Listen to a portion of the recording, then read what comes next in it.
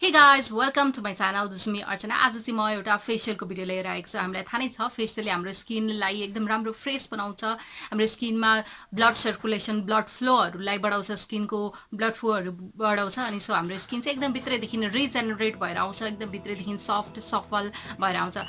र आज चाहिँ यो फेसियल गर्नको लागि मैले यो कफी युज गर्दैछु. कफीले चाहिँ हाम्रो कुनै पनि किसिमको डार्क स्पट्सहरू, पिगमेन्टेसन, हाइपर पिगमेन्टेसनहरू, डिप डार्क स्पट्सहरू छ भने पनि त्यसलाई हटाउन मद्दत गर्छ. साथमा यसले हाम्रो अन्डर आइजको लागि पनि एकदम राम्रो गर्छ. हाम्रो डार्क स्पट्स यहाँनिर चाहिँ एकदम धेरै डार्क सर्कल्सहरू आएको छ, अन्डर आइजमा डार्क सर्कल्सहरू आएको छ भने पनि त्यसलाई हटाउन मद्दत गर्छ. साथमा जुन हाम्रो स्किनमा रहेको ब्ल्याक हेड्स, व्हाइट हेड्सलाई पनि हटाउन मद्दत गर्छ. साथमा हाम्रो स्किनलाई एकदम फ्रेस बनाउँछ. सो सुरु गरौँ है त यो कफी फेसियल गर्नको लागि. कफी फेसियल गर्नको लागि एकदमै धेरै इन्ग्रिडियन्टहरू चाहिँदैन. घरमै भएको सामान्य 3वटा इन्ग्रिडियन्टले आज म यो कफी फेसियल गर्दैछु. सो फर्स्टमा चाहिँ हामी क्लिन्जिङ गर्छौँ. क्लिन्जिङ बनाउनका लागि चाहिँ मैले यो बलमा 1 टीस्पुन जति कफी हाल्छु. टेबल स्पुन होइन, टीस्पुन, हाफ टेबल स्पुन जति कफी हाल्छु. मेरो यो सानो चम्चा छ, मैले यो सानो चम्चाले 1 चम्चा जति कफी हाल्दैछु. अब यति नै क्वान्टिटीमा चाहिँ म एलोभेरा जेल पनि हाल्छु.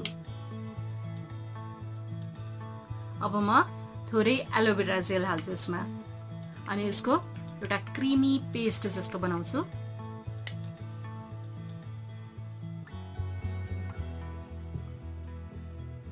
क्लिन्जर रेडी भइसकेको छ. अब यो क्लिन्जरले चाहिँ मेरो फेसलाई क्लिन गर्छु.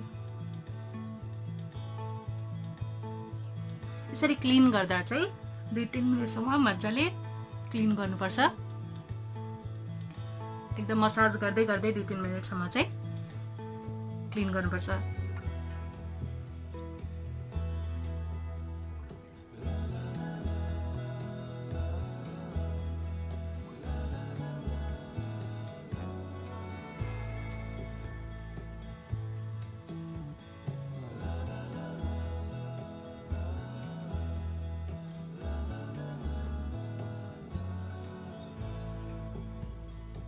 एकदम मजाले अन्डर आइजमा पनि यसरी हाम्रो आँखाको वरिपरि पनि यसरी मजाले यसले क्लिन गर्न सकिन्छ.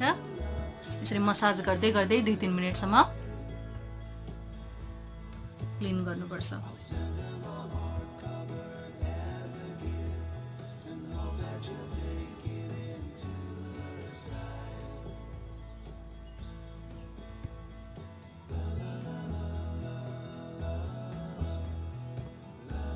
अब यसरी क्लिन गरिसकेपछि चाहिँ यसलाई वास गर्नुपर्छ.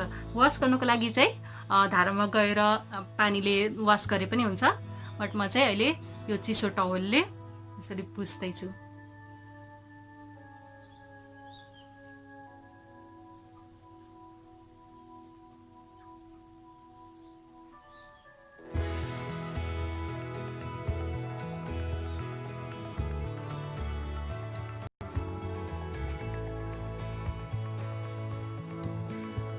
नेक्स्ट स्टेपमा चाहिँ म स्क्रब बनाउँदैछु. स्क्रब बनाउनको लागि पनि मैले थोरै कफी निकाल्दैछु. थोरै यो स्पुनको आधी स्पुन जति कफी निकालेँ अनि त्यस्तै अलिकति एलोभेरा जेल पनि हालेँ. अब यसमा चाहिँ म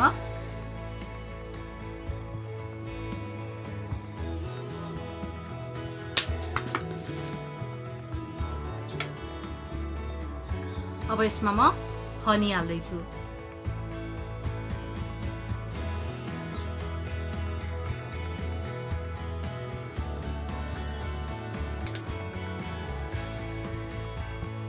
अब मेरो यो स्क्रब रेडी भइसकेको छ. कफी आफैमा चाहिँ एकदम ग्रेट एक्सफोलिएटर पनि हो. यसले हाम्रो स्किनलाई भित्रैदेखि नै हाम्रो स्किनलाई क्लिन गर्छ, हाम्रो स्किनलाई, हाम्रो पोर्सलाई एक्सफोलिएट गर्न मद्दत गर्छ. सो अब यसले चाहिँ म मजाले रब गरेर 2 मिनटसम्म मेरो फेसमा लगाएर स्क्रब गर्छु.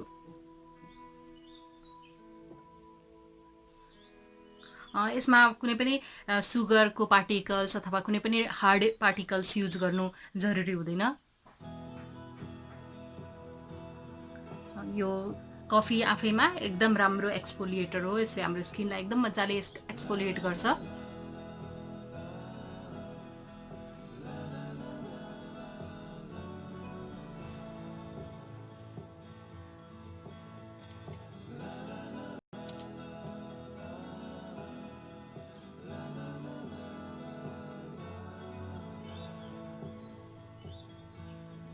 एक्सफोलिएट चाहिँ धेरै बेर गर्नु पर्दैन, जस्ट 2-3 मिनट 2 देखि 3 मिनटसम्म एक्सफोलिएट गरेपछि यसलाई वास गर्नुपर्छ। सो 2-3 मिनटसम्म हल्का हातले एक्सफोलिएट गर्ने।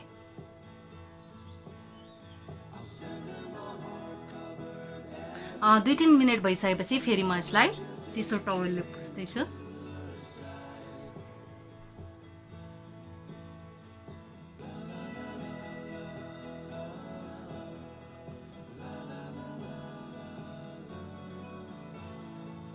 अब म मसाज क्रिम बनाउनको लागि अघि मैले जुन स्क्रब बनाएको थिएँ जसमा चाहिँ युज गरेको थिएँ कफी अनि अलिकति थोरै एलोभेरा जेल अनि हनी, यसमा म थोरै हाफ टीस्पुन जति नरिवलको तेल एड गरेर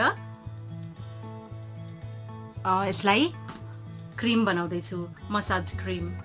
र यसले नै म मेरो फेसलाई मसाज गर्छु। अब म यो मसाज क्रिमले मेरो फेसलाई मसाज गर्दैछु। मसाज गर्न चाहिँ एकछिन टाइम लगाएर मजाले टाइम दिएर मसाज गर्नुपर्छ। कम्तीमा पनि 5 मिनटदेखि 10 मिनटसम्म मसाज गर्नुपर्छ। सो म मजाले मसाज गर्दैछु। मसाज चाहिँ सधैँ अपवर्ड डिरेक्सनमा गर्नुपर्छ, जस्तो तलबाट माथितिर गर्नुपर्छ, माथिबाट तल चाहिँ गर्नु हुँदैन। जहिले पनि तलबाट माथितिर गर्नुपर्छ अनि सबै स्टेपहरू चाहिँ सर्कुलर मोसनमा गर्नुपर्छ। एकदम मजाले सर्कुलर मोसनमा मसाज गर्नुपर्छ। हाम्रो अन्डर आइजमा पनि आइलिडमा पनि मजाले मसाज गर्नुपर्छ। एकदम टाइम लगाएर हल्कासँगले हल्का हातले एकदम हातलाई थिचेर दबाएर मसाज गर्नु हुँदैन। एकदम हातलाई सफ्ट राखेर हल्कासँगले मसाज गर्नुपर्छ। फोरहेडमा पनि मसाज गर्नुपर्छ। यसरी मैले देखाए त्यसरी जिगज्याग तरिकाले पनि मसाज गर्नुपर्छ। यसरी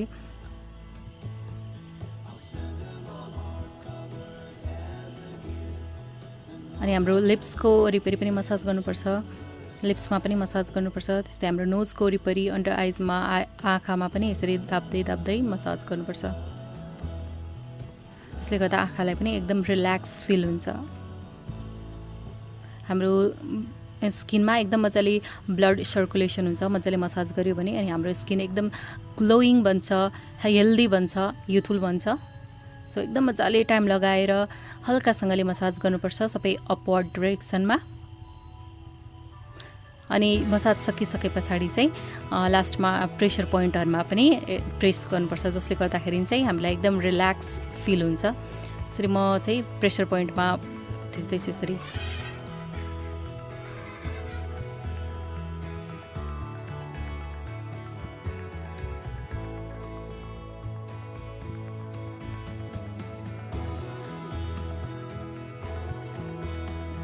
मसाज गरिसकेपछि फेरि म मेरो आफ्नो फेसलाई चिसो टवेलले यसरी पुस्दैछु।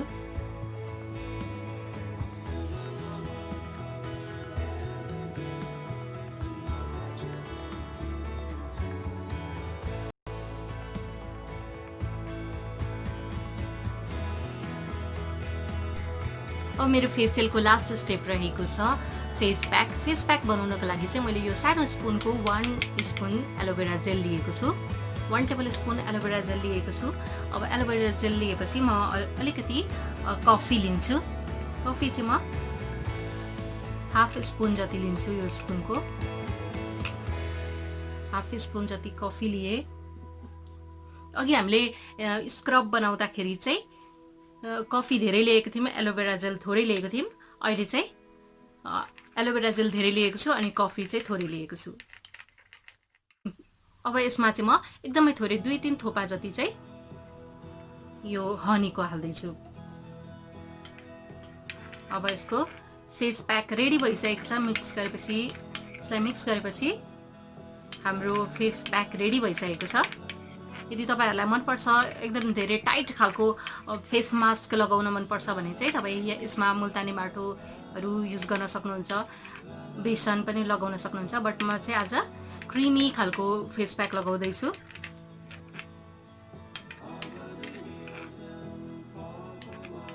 सो मेरो फेस प्याक रेडी भइसकेको छ। अब म यसलाई हातैले लगाउँदै छु आफ्नो फेसमा।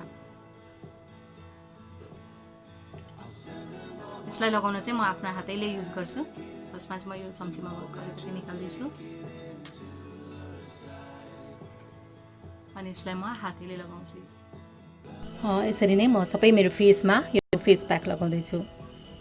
यो क्रिमी फेस प्याकले चाहिँ एन्टी एजिङ एन्टी रिङ्कलको पनि काम गर्छ। कहिलेकाहीँ चाहिँ यस्तो क्रिमी खालको फेस प्याक पनि लगाउनुपर्छ जसले गर्दाखेरि चाहिँ हाम्रो स्किनमा चाहिँ एकदम हाइड्रेट गर्छ, मोइस्चराइज राख्छ। सो म चाहिँ आज यो यस्तो किसिमको क्रिमी फेस प्याक लगाउँदैछु। अनि यो फेस प्याकलाई चाहिँ हाम्रो अन्डर आइजमा, हाम्रो आइलिडमा पनि लगाउन सकिन्छ यस्तो फेस प्याक चाहिँ।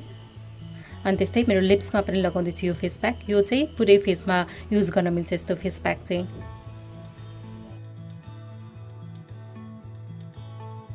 15 मिनट भइसकेको छ। यो फेस प्याक चाहिँ एकदम कम्प्लिटली ड्राई हुँदैन। सो यो फेस प्याक चाहिँ हल्का मेरो स्किनमा चाहिँ सेटल भएको छ 15 मिनटमा चाहिँ। अब म यसलाई चाहिँ वेट टवेल लिएर पुस्दैछु। तपाईँहरू देख्न सक्नुहुन्छ इन्स्ट्यान्टली मेरो फेसमा डिफरेन्स देख्न सक्नुहुन्छ।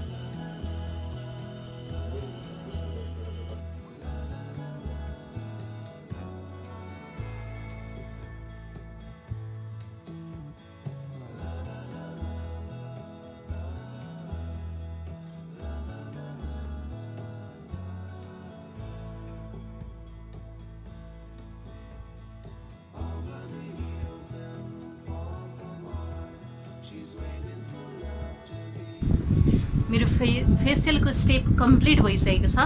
इन्स्ट्यान्टली मेरो स्किन एकदम ब्राइट देखिएको छ। अब चाहिँ म मेरो फेसमा अलिकति कटन प्याडमा रोज वाटर हालेर यसरी म चाहिँ रोज वाटरै एज अ टोनर युज गर्छु। सो यसरी पुस्दैछु।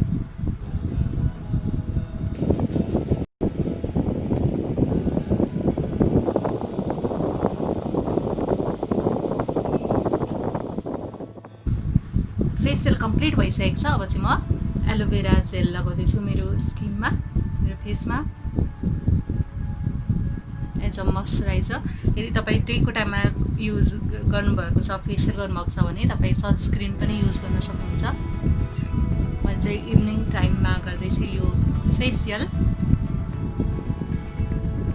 डेमा गर्दाखेरि चाहिँ अवश्य सन ब्लक पनि लगाउनु होला मोइस्चराइजर लगाइसकेपछि, यदि तपाईँ घामको एक्सपोजरमा जाँदै हुनुहुन्छ भने।